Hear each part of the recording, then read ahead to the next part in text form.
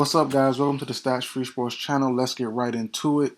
I did a video a couple days ago on an NBA rumor that my friends who are Knicks fans put me on to, and that's Julius Randle being traded to the Charlotte Hornets for Gordon Hayward and a first round pick. So and like I said, I'm not a Knicks fan. I said in that video as well from the get go. I'm not a Knicks fan.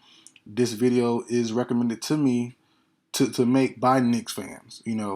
A couple guys I'm friends with for a long time. They're Knicks fans, and they're on this rumor heavy. They like the move, and like I said in the video, people Knicks fans seem to disregard. This is for salary cap. This is not for nothing to do with trying to win. And I got over 100 comments. I love the comments. I love responding back. Responding back to most of them, good, bad, or indifferent on how they felt about what I said. But the main thing I've seen from Knicks fans and other videos I've done as well about trade prediction videos and trade rumor videos, teams are cool with being mediocre.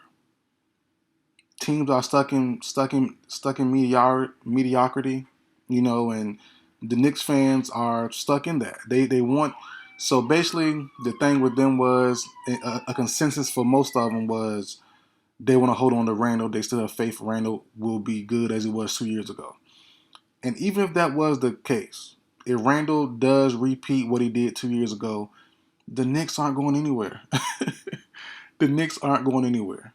I don't understand the point of trying to keep a player, that's approaching 30 on a young team, and the team isn't going anywhere with him playing his best ball. And I'm looking at it. I'm looking at the East Conference. The Nets are most likely to be blown up, but you have teams ranked, and there's no ranking at all. But these teams I have better than the Knicks, undoubtedly, no matter how Randle plays. The Heat, Sixers, Celtics, Toronto Raptors, the Cavaliers. That's five already. That's five teams already ahead of the Knicks. Oh, and the Hawks. The Hawks are close. Depends on how they finish their offseason. The Hawks. That's six teams. Five in their potential. That's six teams off top better than the Knicks right now, no matter how Randle plays, in my personal opinion. Y'all can comment down below how y'all feel about that. Y'all indifferent about it. Y'all agree. But if the Knicks and Randle play phenomenal, they all play up to par, they still can't beat, to me, at least half of those teams. If you give me five, they're not going to beat two of those teams. Probably three.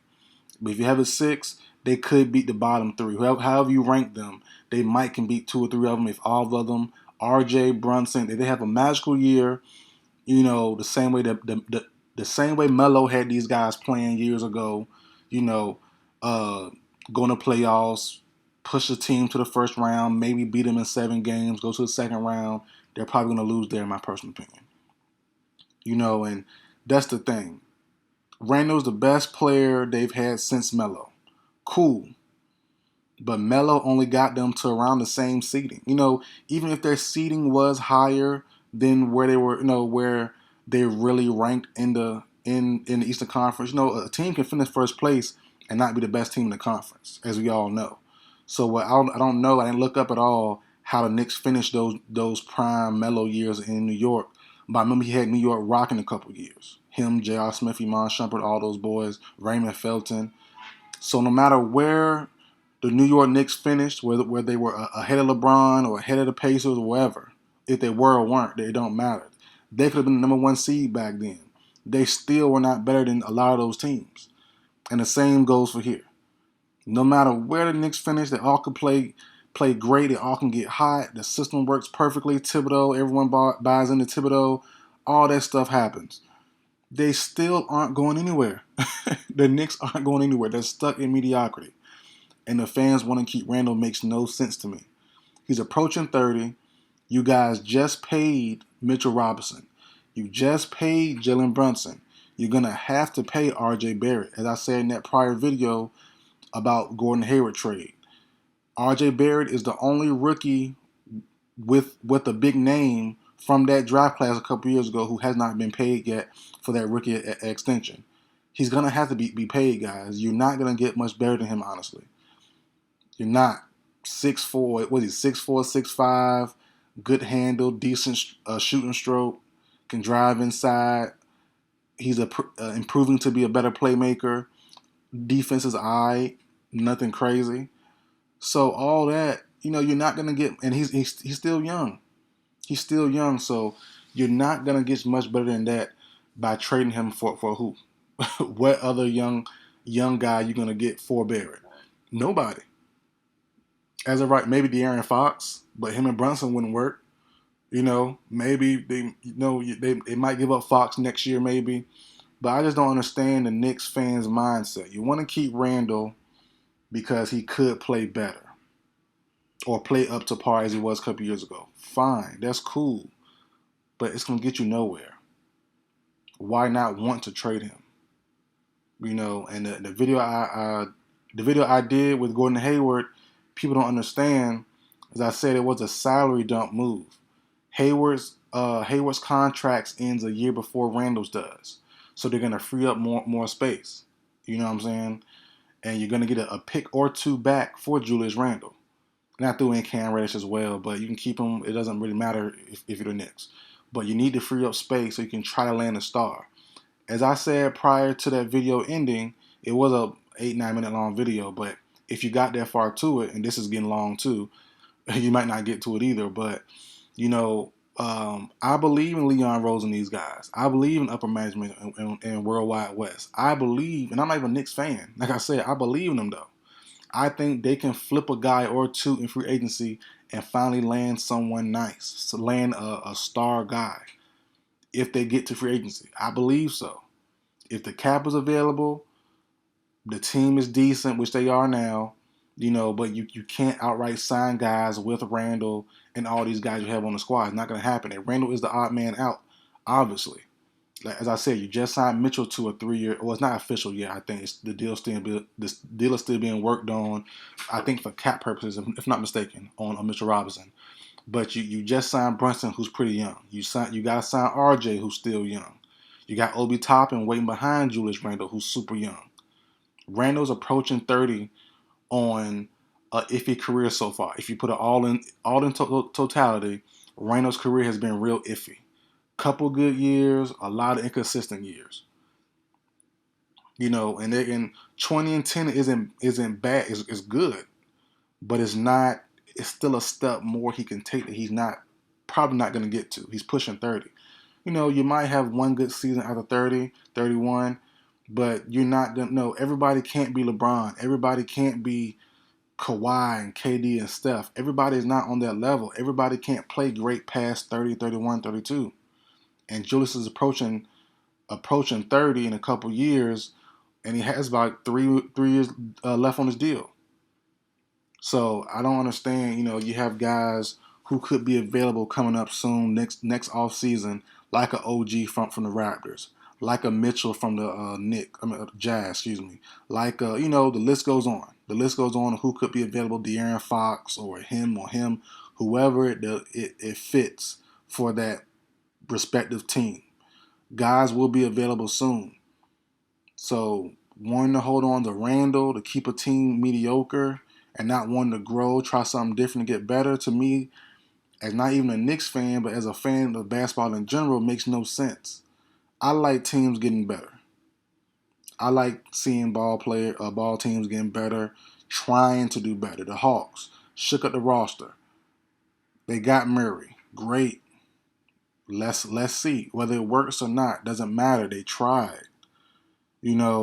Bringing in the Timberwolves, bringing in Gobert. I love it. Overpay slightly, probably. I love Gobert though. Him with Cat, Anthony Edwards, D'Angelo Russell. That's a squad. I like it.